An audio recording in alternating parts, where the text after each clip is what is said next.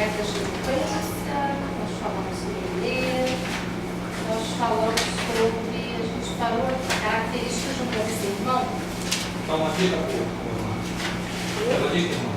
Se fizer alguma coisa ali que você não gostou e não dá para você voltar atrás, dá um Ctrl Z. Mas aqui eu acho que não ia voltar não, porque eu cliquei um botãozinho que era para passar as páginas na lateral, nem sabia que você existia. Então, mas se você dá e volta não. Não, eu dou Ctrl Z quando eu digito alguma coisa errada, eu sei que isso funciona, eu dou Ctrl Z que não apaga. Mas essa, assim, voltar a sensação, eu devia tentar na próxima vez. Agora eu até sei que é possível, nem sabia. Na aula passada, nós concluímos a aula, nós paramos a aula falando sobre algumas regras de eloquência. Nós falamos também sobre a postura de um bom orador. Hoje nós vamos para o item 7 da apostila, que são as características de um bom sermão. Um bom sermão, eu vou acelerar hoje para ver se a gente acaba, de repente se a gente não acabar, fica muito perto de acabar essa apostila hoje.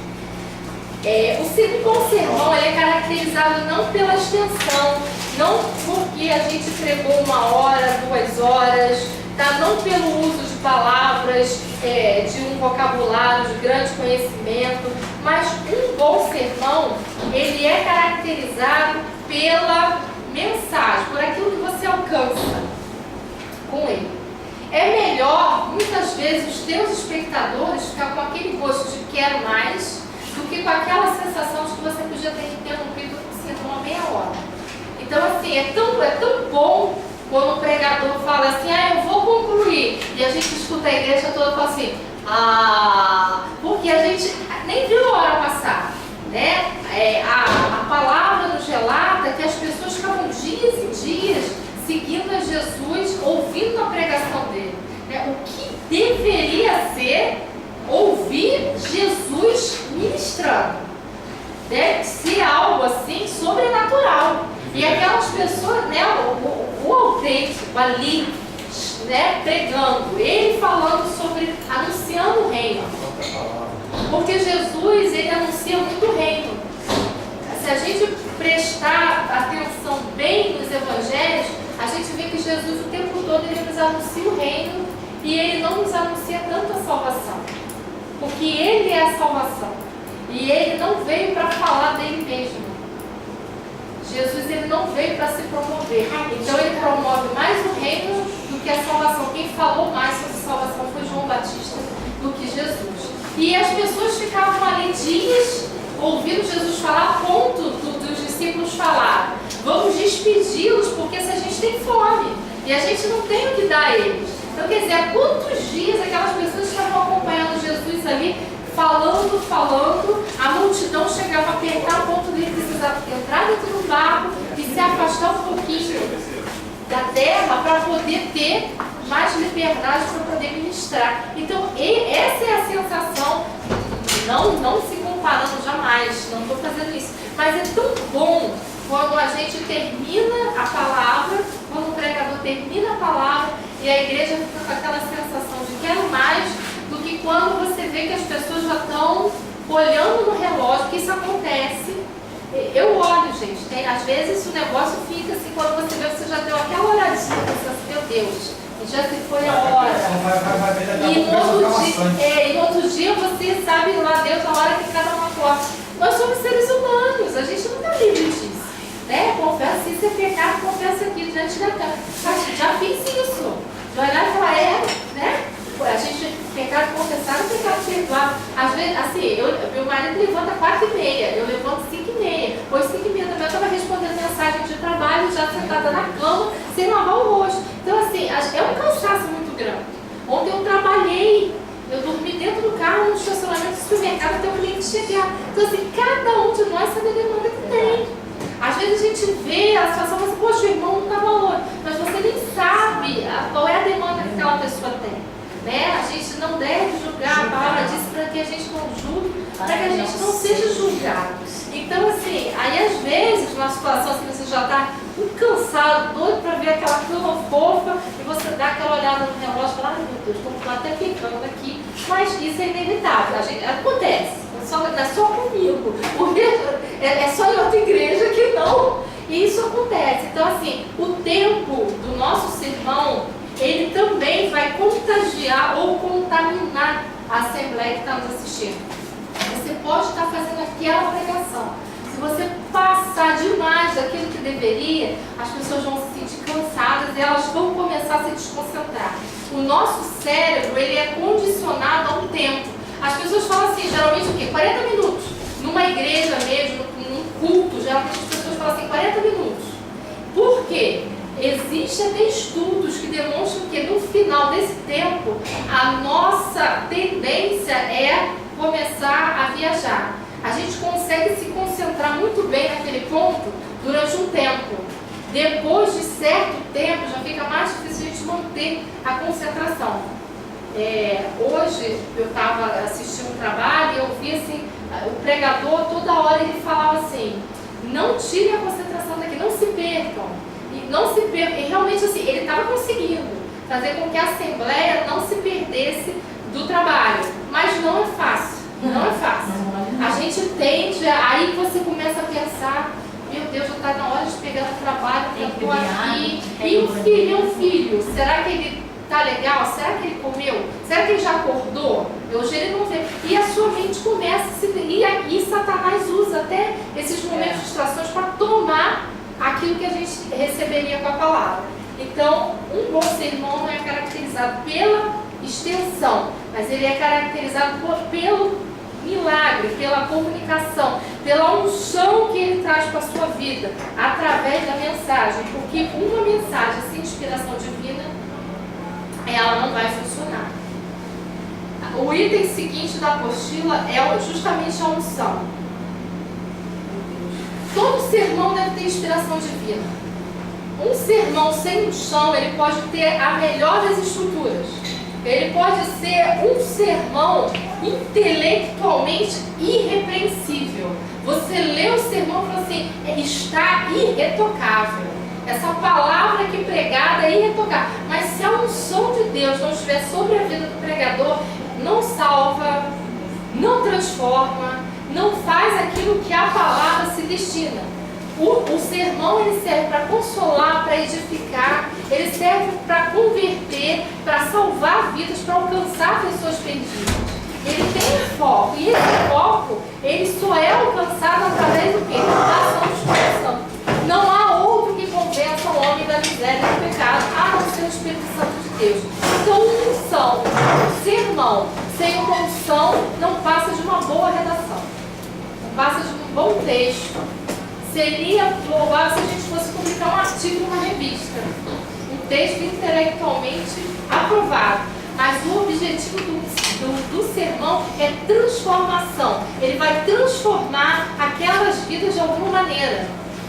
Se for na formatura de vocês, ele vai transformar os ouvintes. Pessoas que não estiveram aqui vão querer estar por causa de uma palavra que recebem numa cerimônia dessa. Pessoas que estão com um casamento às vezes debilitado vão num casamento, ouve uma palavra ministrada para a vida daquele casal e percebe que existem coisas que precisam ser transformadas dentro daquele lar. Então a palavra de Deus, ela transforma as nossas vidas.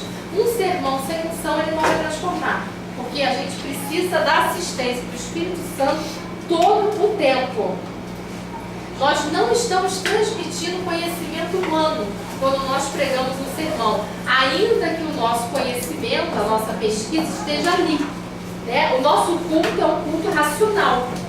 O profeta tem domínio sobre o Espírito. Quando você escreve um sermão, você está escrevendo com as suas faculdades mentais todas ciente do que você está fazendo. Você não é tomado pelo Espírito Santo, fica em transe e escreve um sermão. Isso não acontece. Então o teu conhecimento, ele está ali também. Mas só esse conhecimento, ele não é o suficiente. Ainda que você seja uma pessoa de grande conhecimento, só o seu conhecimento não é suficiente, porque o foco do sermão não é transmitir você, é transmitir Deus através da sua vida. É transmitir o teu manual de vida, que é a Bíblia, através da sua vida. E sem a unção, isso não acontece. Fidelidade textual. A fidelidade textual vem a partir do tema que você escolhe, e isso vem junto com a unidade também. Aqui na apostila está a base bíblica, né? Eu estou colocando aqui como fidelidade e unidade. Ao preparar um sermão, o que você vai escolher? Você vai primeiro procurar um tema, se esse tema já não estiver sendo transmitido a você. Se você foi convidado para pregar na sua formatura, então você já sabe que você tem tema. Você tem algo, é o tema de ação de graças, mas você tem tema. Então você vai escolher algo, uma base bíblica dentro do tema que lhe foi dado. Mas se o tema é livre, você vai pedir orientação a Deus porque Ele te deu um tema, porque Ele sabe a necessidade das pessoas que estão ouvindo ali. E Deus é tremendo, entram pessoas com diversas necessidades. Ele pega uma palavra e trata cada um de acordo com aquilo que aquela pessoa precisa. Só Deus, só o chão pode fazer isso. Nós mesmos não tem jeito, isso não acontece. Isso não acontece. E é tremendo, porque a gente vê como a palavra fala comigo. Gente, eu não tenho o mesmo problema que a Gisele. Gisele não enfrenta a mesma luta que a Rosângela. A Rosângela não enfrenta a mesma luta que a Patrícia. Como é que pode? A gente vem para o culto e uma só palavra transforma a minha vida da Gisele, da Rosângela e a da Patrícia. Isso é Deus. Né? Isso é exclusivamente Deus operando através daquela palavra. Mas nós precisamos fazer a nossa parte. Escolhendo um tema, você se mantenha fiel ao texto. Você se mantenha a unidade bíblica daquilo que você se propôs a fazer. Existem sermãos que eles começam até de uma maneira coerente. Você escolheu uma referência e nós começamos a pregar dentro daquilo ali. Mas à medida que o sermão vai se desenvolvendo, quase que muda de assunto. Ainda que continue na Bíblia, a unidade se perdeu. O que é a unidade? É você manter a ideia principal do sermão do início ao fim. A ideia principal é uma só. Você pode usar mais de uma referência bíblica, mas você precisa ter unidade. E sempre base bíblica. Um sermão propaga a palavra de Deus. Então, se ele não contém nenhuma base bíblica, ele não está propagando a palavra de Deus. Isso não quer dizer que você não possa usar ilustrações, que você não possa citar coisas que estejam acontecendo, né, na atualidade. Pode, mas a sua base, o teu foco é a palavra de Deus. Todo sermão, ele precisa tudo, né? Tudo na vida. Precisa ter um começo, um meio e um fim. Quem não sabe aonde quer chegar, não sabe para onde está indo, né? Se nós não sabemos onde nós queremos chegar na nossa vida, nós estamos indo para onde? Se eu não sei qual é o meu final, se eu não sei qual é o meu destino, se eu não sei a que eu me proponho, aonde é o meu alvo, onde é a minha meta. Então, quem não sabe onde quer chegar, não sabe para onde está indo, anda em círculo. E nós não fomos feitos para andar em círculos, né? Chega, a geração que andou em círculos, ela morreu lá no deserto. Nós não. Da mesma forma, o sermão precisa ter um início, onde você expõe qual é a ideia principal da palavra que você vai ministrar. Ele precisa ter um meio, que é você desenvolvendo aquele assunto através daquilo que Deus colocou nas suas mãos para alcançar aquelas vidas através daquele assunto. E ele precisa ter uma conclusão. O sermão ele precisa ter uma conclusão. Se o sermão é um sermão evangelista, você vai concluir ele sempre, na maioria das vezes, até com apelo, para que vidas se rendam a Jesus. Né? Então, qual é o objetivo do sermão? Você vai concluir aquilo voltado para o objetivo da pregação. Nós precisamos ter em mente que o sermão é um alimento. As pessoas que estão à sua volta ali, elas estão se alimentando espiritualmente. Você é um canal. O alimento, ele vem do Senhor. Né? Você é um canal. E a gente precisa compreender isso e fazer com que esse sermão seja bem iniciado, com clareza, o que você quer transmitir, em unidade e com uma conclusão produtiva para que o alvo alcançado, que é o alimento espiritual dessas vidas, possa se cumprir. Aqui até o pastor Carlinhos está citando na apostila, nessa apostila que ele fez. Não faça o sermão a palestra. É claro que todas essas coisas podem ser citadas no sermão, mas apenas o complemento, não para o prato principal. Há muitos pregadores que pregam tudo, menos a palavra de Deus, porque o objetivo é encher a igreja e não o céu. O nosso objetivo maior é passar uma mensagem que se chama Jesus Cristo através da palavra. A Bíblia, ela é cristocêntrica. A Bíblia, ela é uma fonte de redenção. A gente pode ter redenção em várias áreas da nossa vida. Não só na nossa alma, através da salvação. Mas existem coisas na nossa vida que estão mortas e através do sermão elas vão alcançar uma redenção também. Mas o foco da palavra precisa ser Jesus Cristo, precisa ser Deus, precisa ser a Bíblia. Recolhendo o material, aqui unidade eu já passei. Aqui até o pastor colocou também, as sermões são uma coxa de retalho, né? Ou uma metralhadora giratória que atira para todos os lados e no final ninguém sabe ao certo o que foi pregado. Aqui ele também fala sobre a conclusão. É que a apostila eu sei que vocês leem em casa, então muitas vezes não sabem. Sei que todo mundo lê em casa, pode ter porque todo mundo eu pela fé. O meu conjunto de louvor só pela fé. Eu não canto, entendeu? Então eu sou uma mulher de fé. Material. Eu tô assim, completamente assim, fora do. Agora eu cheguei, é o outro. É que eu vou lá, vem aqui, mas eu fiz assim. Toda pesquisa serve como base para o sermão. Tudo aquilo que você pesquisar, você pode usar livros, você pode usar dicionário, você pode usar a internet. Desde que você se preocupe, né, com a palavra do Senhor. Então você pode usar as pesquisas e o conhecimento que você tem daquilo que você vai passar como mensagem também vai auxiliar muito para que você seja usado por Deus naquilo que você quer transmitir. Porque você também, Deus usa, mas é igual aquela história do vestibular. Ora para que eu passe na prova. Você estudou? Não. O Espírito Santo vai fazer você se lembrar daquilo que você se preparou. Deus é um Deus de trabalho de preparação. Então isso demonstra até da nossa parte um zelo, um chamado que Deus nos confiou. Porque Deus deu um chamado a você para pregar. Alguns aqui sabem que tem um chamado para pregar. Quem sabe que tem esse chamado? Aí Deus usa, né, alguém para chamar. Salve. Vai ter um aniversário lá na minha casa e eu queria que o irmão fosse lá e levasse uma palavra, minha família não é convertida. É um zelo dele, um chamado que Deus tem com ele se preparar para chegar lá e pegar uma palavra para minha família.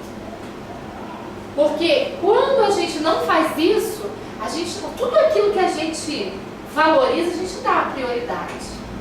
A gente dá prioridade. Aqui quem tem filho sabe que a gente já, principalmente quando é neném, porque a criança é muito importante para a mãe. Então, um gemidinho lá, o sono fica frágil. Você nunca acordou tão rápido. Limpou a garganta, você já está lá do lado do berço. Eu era assim, um palito na época. E eu tenho sono de pedra, mas naquele momento, porque aquilo é o que? É uma prioridade para a minha vida. Então eu mudei até os meus hábitos. Hoje, ele morre de chamar na escuta. Porque já está grandão, então assim, a gente vai, né, dando, tá igual quando a gente era menina, a gente ouviu que as coisas de menino. À medida que a gente vai amadurecendo, a gente já aguenta o quê? Uma pregação que pega você, dá uma chicoteada e te manda de volta para casa. Porque a gente já está numa idade mais madura. Assim o pai faz com a gente, então eu não me eximo de fazer a mesma coisa. Então você vai ter zelo com aquilo que é importante para você. Aquilo que Deus te chamou para fazer é importante para você. É o teu propósito. É o teu propósito. Quando você estava lá, bonitinho lá, na barriga da mamãe, Ele já te escolheu. Porque isso está na palavra dele. Quando era substância informe, eu já te conheci. Então, quando nós estávamos lá, quietinho, lá, quentinho, Ele nos formou para a glória do nome dEle e um propósito específico. Se você é chamado para pregar e esse é o teu propósito específico, tenha zelo com aquilo que o Senhor te chamou para pregar. Aqui nós temos a alegria, a felicidade de ter uma reunião de intercessores, né? Essa classe é muito abençoada. Um intercessor ele precisa ter o quê? Uma vida de oração. Esse é o chamado. Como que você vai ser um intercessor e você não tem uma vida de oração? Aquilo que Deus chamou para fazer, a gente tem que ter um zelo com aquilo ali. E assim é na arte de pregar o sermão também.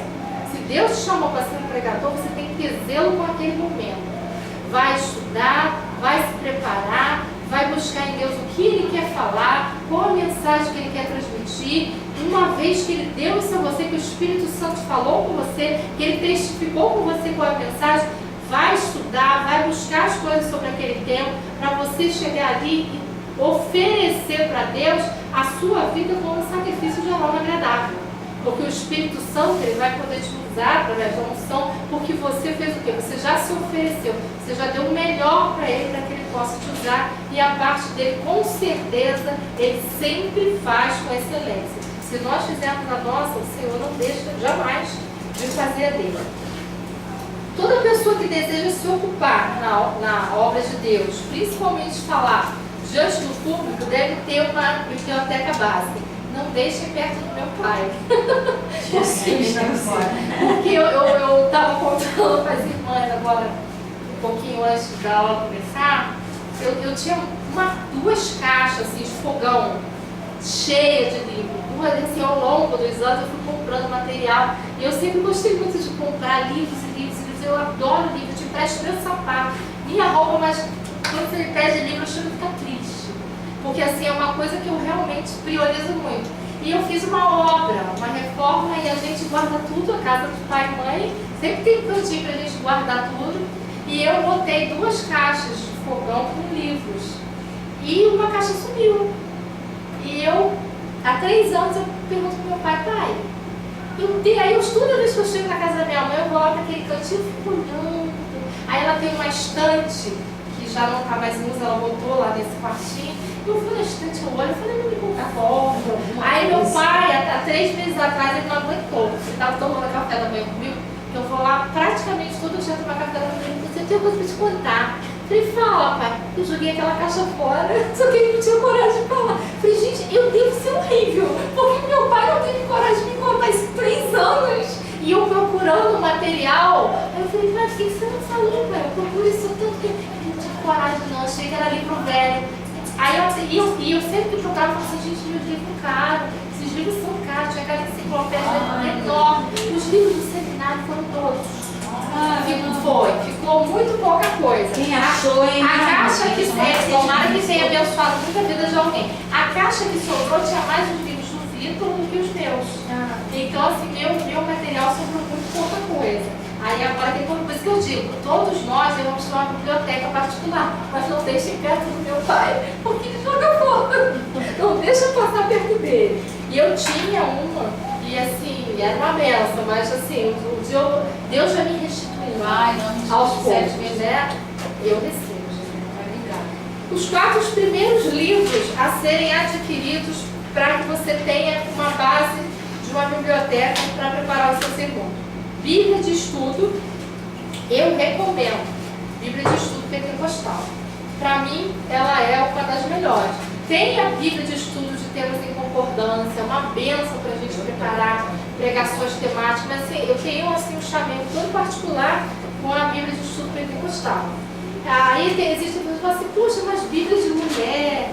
Mas eu já ouvi isso, falar assim, Bíblia de mulher, aquilo ali, aquelas palavras que vêm, as mulheres conhecem, mas aquilo ali não está. Só que nós somos diferentes. É lindo. Ali existem coisas que falam diretamente no sentimento feminino. E a mulher é muito emotiva. O homem é mais razão e a mulher é muita emoção. Então existem situações em que aquela Bíblia é necessária. Hoje em dia a gente tem Bíblia de estudo para casais. Eu tenho uma. Mas assim, nada se compara a uma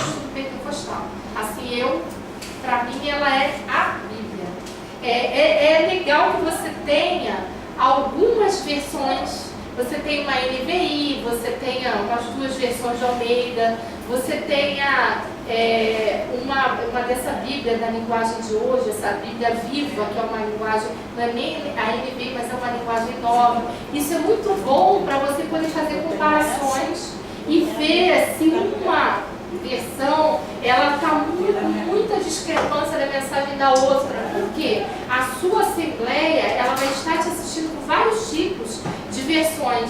Aí às vezes você prega uma mensagem que em uma versão ela dá uma conotação e em outra ela dá um sentido bem diferente. São poucos os versículos que acontecem essa diferença toda. Eu tinha esses versículos anotados em que são uns 10, que dependendo da tradução, você não crê na diferença que dá. O pastor Marcos distribuiu um DVD, uns 2 anos atrás, que é de um pastor que vem explicar justamente isso. Foi mesmo. Ele pergunta, Pastor Eduardo. eu não dá o nome dele na... O DVD que ele distribuiu foi do pastor Eduardo Reis. Eu não sei. Foi da segunda-feira. Eu não assisti pregação da esse... segunda-feira. Eu não comprei todo domingo, mas eu estava aqui. Na segunda eu estava aqui também, tá dentro da minha mente. Ele fala sobre isso, ele pergunta, fala do livro, Ele ele mesmo. pergunta. Ele é uma bênção. Eu sou até suspeita para falar dele, porque assim, eu me afeiçoei muito no ministério dele, que eu não conheci. Ele é um teólogo dos bons, Ele explica claramente. mas a unção que está sobre a vida dele é algo sobrenatural. Você vê claramente a junção do conhecimento do Espírito. É uma coisa assim, eu não sou idólatra de pregador não, mas eu reconheço que o ministério daquele homem é algo tremendo. Pastor Eduardo Reis, que teve aqui na igreja, fez 3 dias. Ele pregou no domingo, na segunda e na terça. Assim, eu fiquei muito impactada com a vida dele. Assim, tenho procurado muito material dele, tem abençoado muito a minha vida. Assim, tem coisas que chegam choque, assim, a revelação que Deus deu a ele sobre certas coisas é forte, mas ele é uma bênção. Ele é uma bênção. O meu também está dentro da Bíblia. Oi? O meu também está dentro da Bíblia. Só está na Bíblia. Eu sei que eu pus a igreja gosta da minha Bíblia. Eu já tive a experiência. Como eu não posso sentar agora na minha Bíblia, gente? Já tem segundo. Agora minha Bíblia também. Tem uma sala aqui na igreja que é cheia de Bíblia. A nossa sala lá de obreiro, mas não está lá não. Não vai ser para a igreja grande. Então, vamos lá. Um dicionário bíblico, uma Bíblia de estudo. Aqui eu coloquei alguns exemplos de Bíblia. Eu tenho Bíblia de estudo, pentecostal, Bíblia sobre família, Bíblia sobre batalha espiritual. Eu tenho uma Bíblia do pastor Silas, não é dele, a Bíblia é do Dr. Moacir. Mas quem fez a divulgação foi a Central Gospel e eu adquiri a Bíblia de batalha espiritual e de vitória financeira. Que Bíblia! Para pegar uma palavra de oferta, ela é perfeita. Nosso pastor tem um livro também, que eu esqueci o nome do livro. Ele fica na cabeceira do meu esposo. É sobre te ensinando a ministrar palavras de ofertas. É a importância, e ali ele tem vários, é tremendo o livro, tremendo também. E essa Bíblia de vitória financeira, meu Deus, sobre a oferta, ela vem toda marcada. Ela Silas Malafaia. Não é dele. Quem escreveu essa Bíblia é o Dr. Moacir. Mas quem faz, quem tem a autorização no Brasil para comercializar é o pastor Silas, a Central Gospel. É uma Bíblia assim, excelente. E a parte de batalha espiritual também é forte. Esse pastor, ele muito abençoado. E dicionário bíblico é importante. Um livro ou uma Bíblia de temas e concordâncias e uma enciclopédia de comentário bíblico. Tá? Eu tenho o Novo e o Antigo Testamento, esse comentário. Eu tinha o Novo A minha liderada lidera. Então, o do Antigo foi o que só mudou. O Antigo estava na caixa. Eu tenho ele, eu leio muito ele. É uma benção. Tem todos os comentários. É uma benção. Mas não foi com gente comum. Eu já tive uma Bíblia soltada. Eu tenho Tem hábito. comentário. Eu tenho hábito de fazer anotações na Bíblia. Então eu separo uma Bíblia para fazer as anotações. Então, à medida que eu vou lendo, certas coisas eu grifo, e certas coisas eu anoto na beirada. Então, assim, por isso que eu ando muito mais. Eu ando com a Bíblia pentecostal sempre, mas essa Bíblia aqui, ela é uma Bíblia toda escrita.